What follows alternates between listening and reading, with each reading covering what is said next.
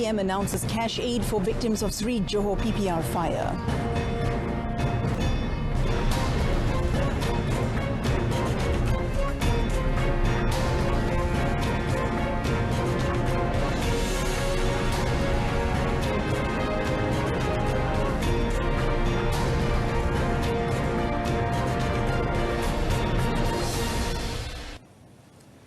Hello and good afternoon. I'm Mohana Priya. Welcome to Updates at Noon. The fire incident at the Sri Johor Public Housing Project in Cheras had caught the attention of Prime Minister Datuk Sri Ismail Sabri Yaakob, who announced that the head of every household affected by the fire will receive ringgit aid. Datuk Sri Ismail Sabri Yaakob said a total of 8 families affected by the fire will also receive a new house that will be provided by Kuala Lumpur City Council, DBKL. Mengenai bantuan untuk mangsa bencana, kebakaran ini juga merupakan bencana. Jadi kita akan memberikan juga RM1,000 untuk setiap mereka yang terlibat, ya, mereka yang terlibat yang menjadi mangsa kepada kebakaran ini. Ada 8 unit semuanya yang terlibat, 8 unit terlibat dengan kebakaran ini. Pihak DBKL, Menteri Wilayah Persekutuan dan juga Datuk Bandar memaklumkan kepada saya, DBKL akan menyediakan rumah yang barulah untuk mereka pindah. The Premier said this during his visit at the incident site before meeting the victims at the Flats Community Hall. Also present was Federal Territories Minister Datuk Sri Shaidan Kasim and Kuala Lumpur Mayor Datuk Mahadi Chengma. This refers to 8 units on the 4th floor of Block 31 at the Sri Johor Public Housing Project in Cheras in Kuala Lumpur, which were involved in a fire last night. However, no casualties were reported in the incident. According to Kuala Lumpur Fire and Rescue Department Director Nordin Pauzi, the fire broke out at about 9:20 p.m. and was believed to have started from the middle of the block before it spread to the entire floor. The fire brigade received an emergency call regarding the incident at 9:17 p.m. and 35 personnel were deployed to the scene. The fire was brought under control at about 11:30 p.m. The cause of the fire is believed to be from a gas leak from one of the houses on the floor. The destruction from the fire is estimated to be 100%, involving the entire floor. The number of victims and estimated loss are still under investigation. 3 bodies of men believed to have drowned at Taman Sri Muda, Section 25 Shah Alam, were discovered yesterday. The 3 victims, aged between 30 to 40 years old, were found by the Selangor Fire and Rescue Department during a rescue operation in the area. According to Selangor Fire and Rescue Department Director Nur Azam Khamis, the bodies have been handed over to the police for further action. Sepanjang pencarian kita pada hari ini, kita telah menjumpai 3 mayat yang lemaslah sehingga pada jam 3:30 pagi ini, dan langsung telah kita serahkan kepada pihak polis. Dan di sini kita juga ingin menasihatkan kepada mana-mana sukarelawan agar dapat menjaga keselamatan dengan memakai pakaian keselamatan, iaitu PFD, semasa mengendalikan bot ataupun mengeluarkan mangsa yang terperangkap. As of 4 a.m. this morning, there had been a slight decrease in water level. However, in some areas, there were no signs of decreasing water levels. It is estimated that over 5,000 residents at Taman Sri Muda were affected by the extraordinary flood that hit several states in the country, with Selangor being the worst. Updates on the current flood situation. As of 12:20 a.m. last midnight, the number of flood evacuees placed at temporary evacuation centres, PPS, nationwide has increased to 42,564 people from 34,000 yesterday. Over 300 PPS have been opened so far in Pahang, Selangor, Kelantan, Terengganu, Melaka, Negeri Sembilan and Perak to accommodate those affected. Pahang recorded the highest number of evacuees with 24,944 people from 6,657 families. 230 PPS were opened in the state. In Selangor, 11,598 evacuees from over 4,000 families are currently being sheltered at 74 PPS opened in the state. Selangor residents can keep tabs on the water level and rainfall amount at their respective localities through the website infobanjir.jps.selangor.gov.my.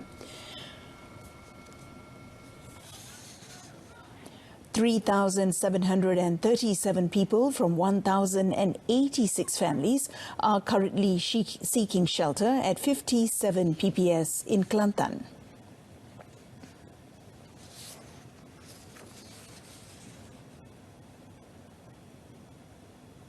Malacca recorded 751 affected residents placed in 11 PPS, while in Kuala Lumpur, 526 people from 463 families are still being placed at 3 PPS operating in the Federal Territory.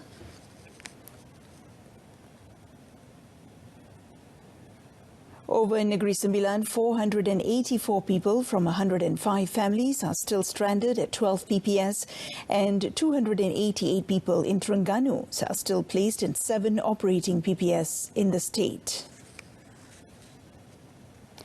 Perak became the latest state to be hit by floods, with 236 people being placed at 3 PPS in the state as of late last night. Meanwhile, the Finance Ministry announced that the government has agreed to allocate a total of 200 million ringgit in efforts to address the flood impact. The allocation will include 50 million ringgit channeled to the National Disaster Management Agency, or NADMA, and National Disaster Relief Trust Fund, KWABBN, to ensure the continuity of assistance to the flood victims.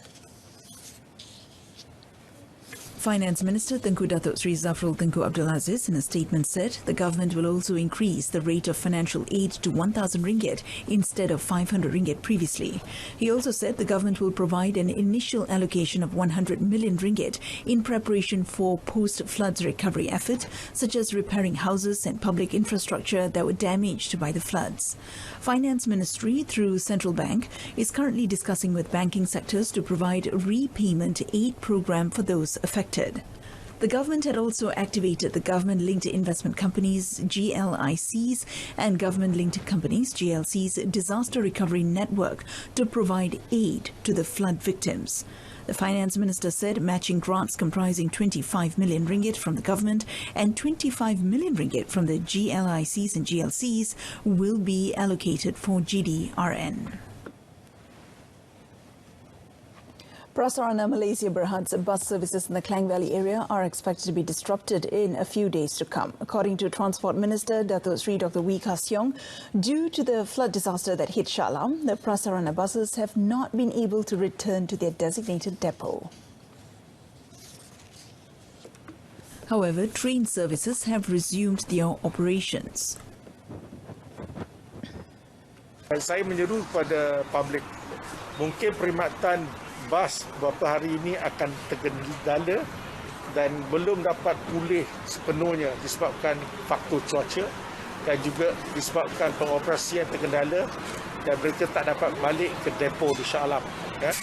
Terpaksa kita letakkan di tempat-tempat lain.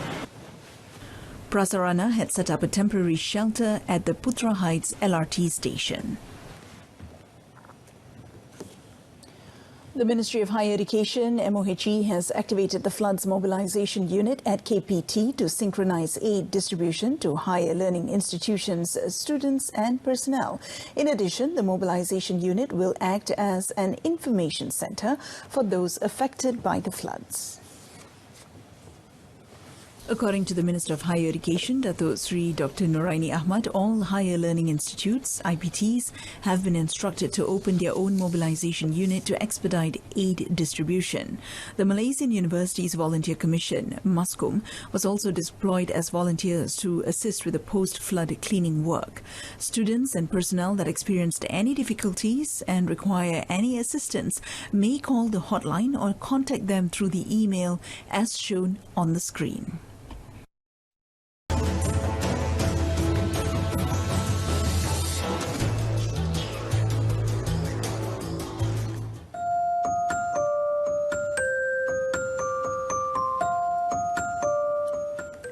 There has been a drastic increase in suicide cases as compared with previous years. According to PDRM, as of March this year, a total of 336 suicide cases were recorded. We can manage this issue if we are able to identify the symptoms of early depression. Don't go through it alone. Go and get help.